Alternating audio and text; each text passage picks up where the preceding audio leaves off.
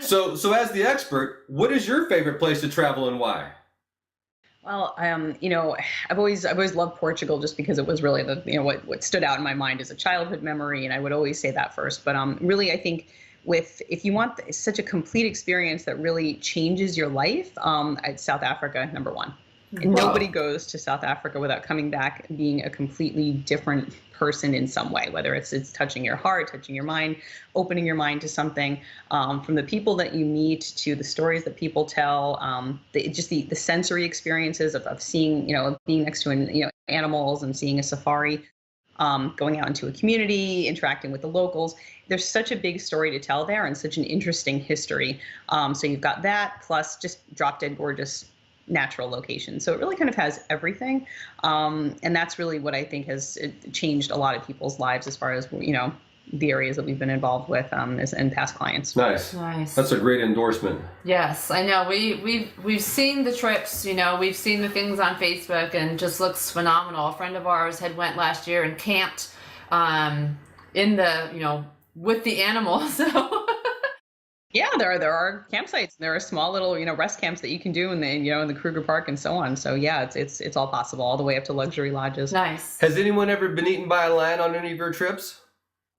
No. I don't think that happened either. She's like, I think there's an urban legend about a leopard jumping out of a tree when a guy was smoking a cigarette or something. Not on my trip, but that's I think every ranger will tell you that just to make sure you stay in the vehicle. But yes, it's very safe. I figured, but typical American had to ask the dumb American question. One never knows. There's always one in the car that stands up when they tell you to sit. All right, so listen, our guest again today is Gabrielle Ribeiro. She is the curator and founder of ExplorateurJourneys.com and 48hourpowerjaunts.com. You got to check these two things out. I want to be mindful and respectful of your time. Before we wrap up, though, what destinations right now, I know we've talked a lot, but what destinations are trending? Where are people going these days? Number one, it's selling like crazy, is Croatia. Wow, Croatia. Croatia has really opened up. I mean, it sort of gained popularity, and it's one of those things. 90% of the population, I think, watches Game of Thrones, and they want to filming a lot there, and that's where it started to catch on. And what's really awesome about it is it's such a great value. It's seasonal, so you do want to kind of go when the weather's great. But there's 1,200 islands, drop dead gorgeous beaches, amazing history. The food is such a beautiful mix. It's almost like the best Italian food you've ever eaten, but not in Italy.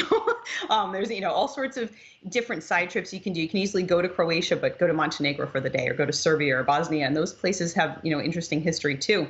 So it's a very good value on the ground. And what's really nice is it's very old world. You don't see a lot of skyscrapers. You don't see fast food chains. All of that stuff. It's kind of like Europe the way that you imagined it to be many years ago. Not a lot has changed. There's some really value-driven packages, beautiful hotels, and it's just working. So that's been really good. Latin America is always kind of sizzling for us. Argentina is always a big deal because people don't realize how large of a country it is and how much there is to do.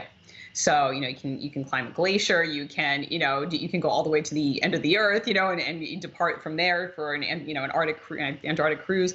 And they've got Buenos Aires, you've got the ranches, you've got Patagonia. I mean, you've got so many different things. So that's always popular. And then Italy is always, everybody always wants to go to Italy. So by default, we don't even market it, but people always they're always asking. So we sell so many Italy trips per year without even trying.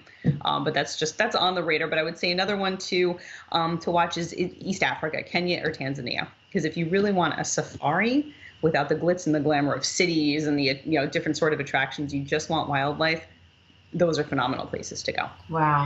And at a decent value as well, so when you consider what you're getting. Sure.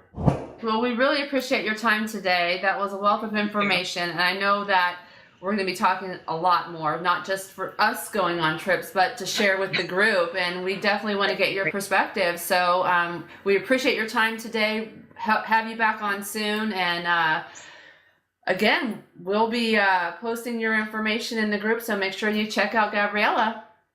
That's it. So again, our guest today was Gabrielle Ribeiro, founder of ExplorateurJourneys.com, 48hourpowerjaunt.com. Check her out and make sure to come back and see what kind of deals we've been able to work with her for the exclusive group use and interest.